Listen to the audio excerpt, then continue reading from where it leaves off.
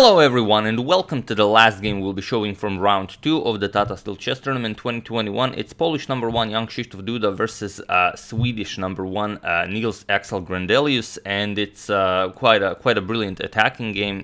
So without further ado, let's check it out, and also let's check if any of you are in fact engines or maybe humans.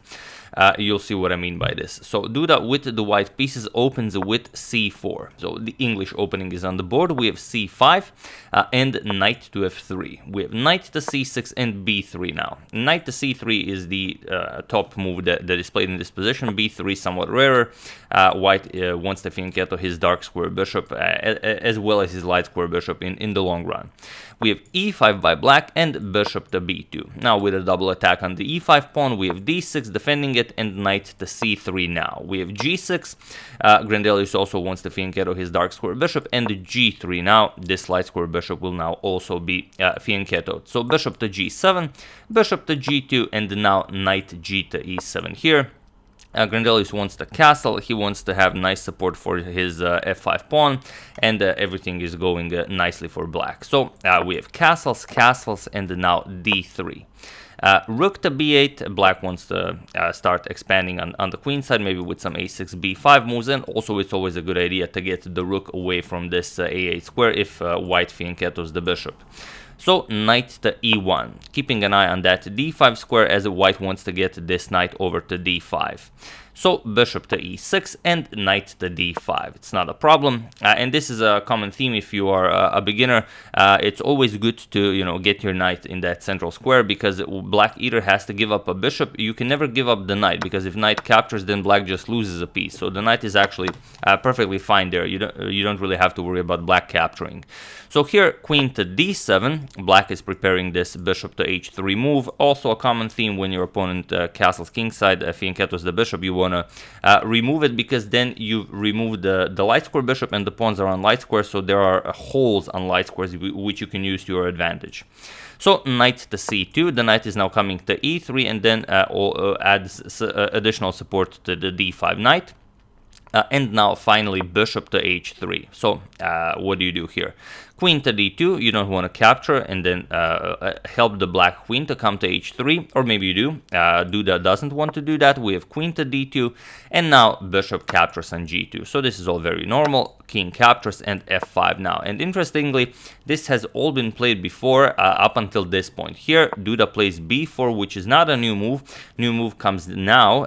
C captures on b4 is what was played. There is one game from 2018, I think, that continued C captures on b4, but here Grandelius says no, that's a waste of time. We need to continue attacking on the king side, and he pushes f4.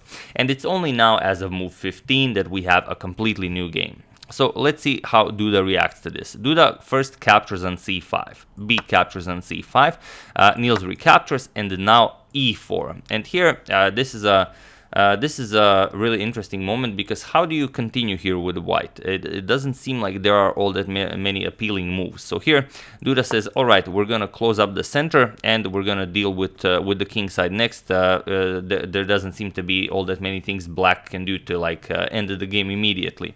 But there is one very nice move, and of course we all see it. f3 followed by queen to h3.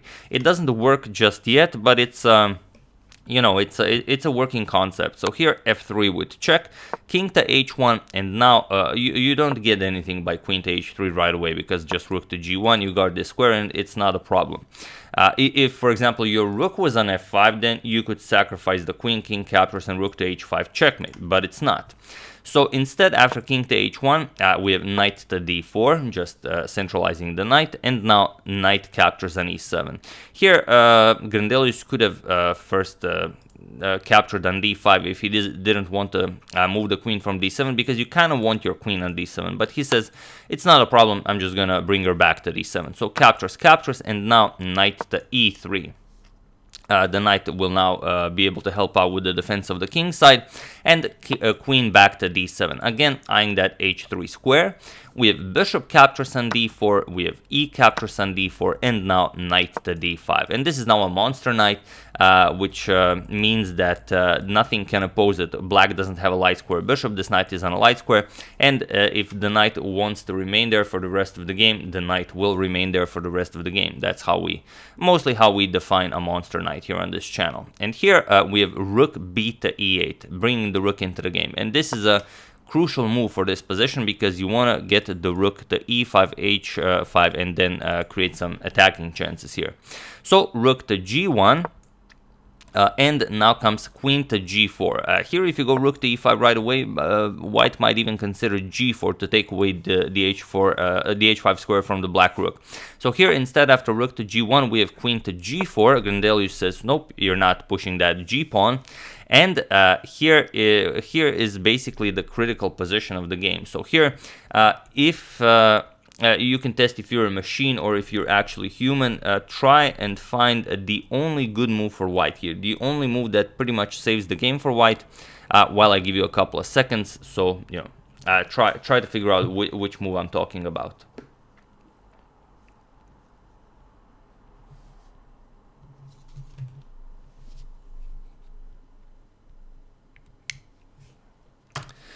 So for those of you who were able to do it, congratulations on spotting the unspottable queen to a5. And this is just amazing. To anyone who found queen to a5, you sir, truly are a machine.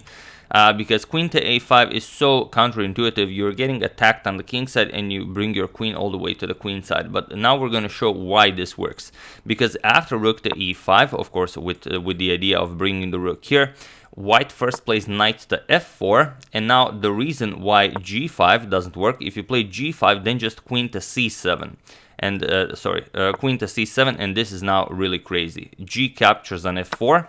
Sorry, my interface is lagging a little bit. We're just gonna have to refresh that for a second. There we go.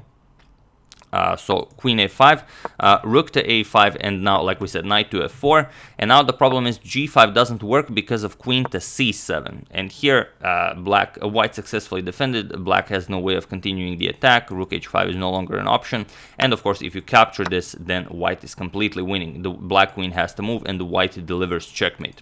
Or you have to give up the queen, one of those.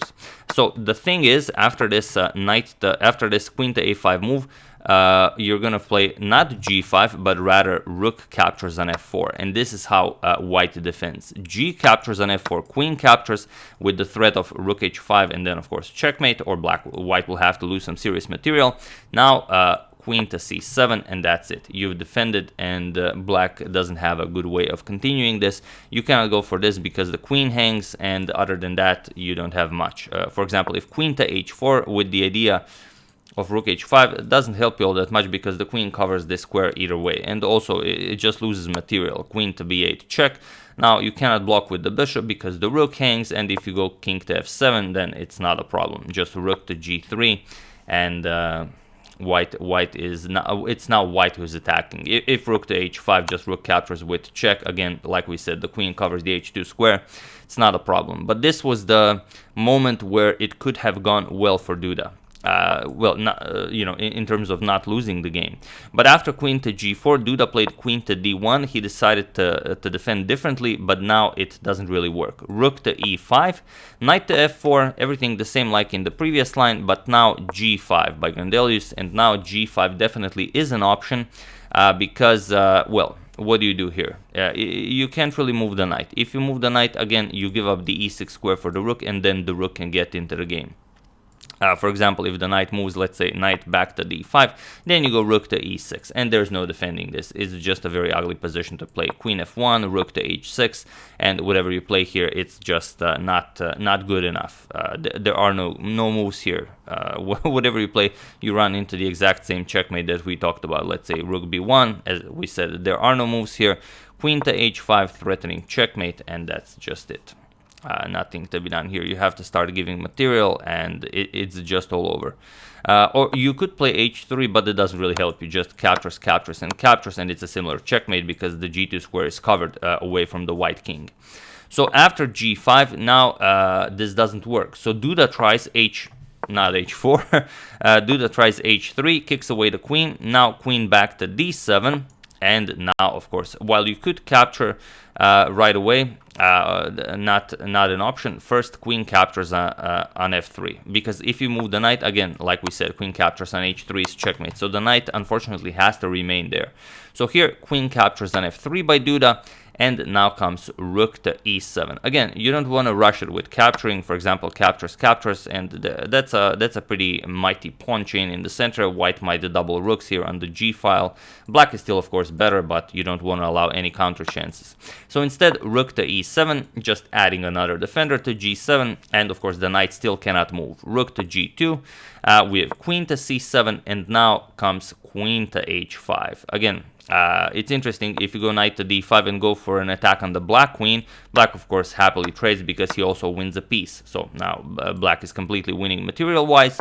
So after queen to c7 we have queen to h5, finally unpinning, and now of course you have to capture the knight, otherwise the knight will move. So g captures on f4, g captures, and now queen captures on f4. And now white is just down a piece, and while you could continue playing this, and of course Duda will, you have the open g file, you have some attacking chances, it's going to be very hard. Queen captures on c5 was played, and now queen to h4, going after that h3 pawn, so rook to g3 defending it. And now again, you don't want to waste time grabbing pawns, because then you just help white mobilize his pieces. So king to h8, just unpinning. And now rook 8 to g1. We have b6 now, kicking away the white queen, queen to d5, and now queen to f4. And again, what do you do here? Not a lot of active moves for white here. F3 is one option, but it doesn't really help white all that much. White started pushing here, c5. B captures on c5, queen captures, and now queen to e5. Black offers a queen trade. White, of course, cannot accept this because the endgame is completely lost. So queen to c6, and now rook e to f7, doubling up on the f file, going after that pawn here. Rook to g5, attacking black's queen, queen to f4, and now even e5. White finally started pushing his passed pawn, but now queen captures on f2.